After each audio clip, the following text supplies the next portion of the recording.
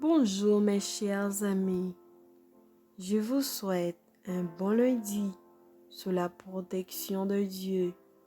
Que votre journée soit bénie et n'oubliez pas de prier avant de sortir. C'est la méditation du jour qui a pour titre « Qui est mon prochain ?» Mais lui dit à Jésus « Et qui est mon prochain ?» Luc 10, verset 29.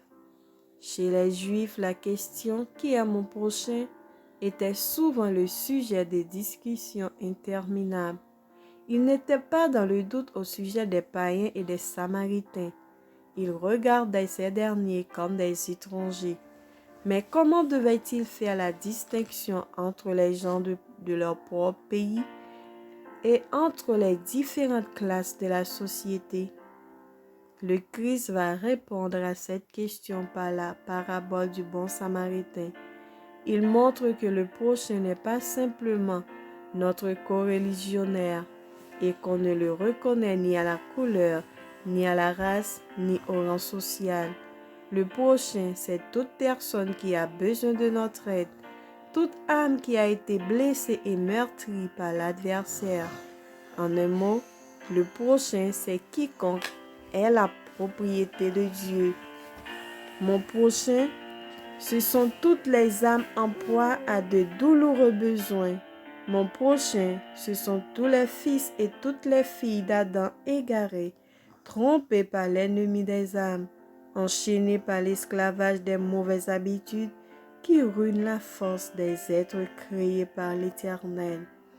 Notre prochain, ce ne sont pas seulement nos parents et nos amis particuliers. Ce ne sont pas simplement ceux qui appartiennent à notre Église ou qui pensent comme nous. Notre prochain, c'est la famille humaine tout entière. Nous devons faire du bien à tous les hommes et spécialement à ceux qui font partie de la famille religieuse. Il faut que nous donnions au monde une démonstration de ce que signifie la pratique de la loi de Dieu.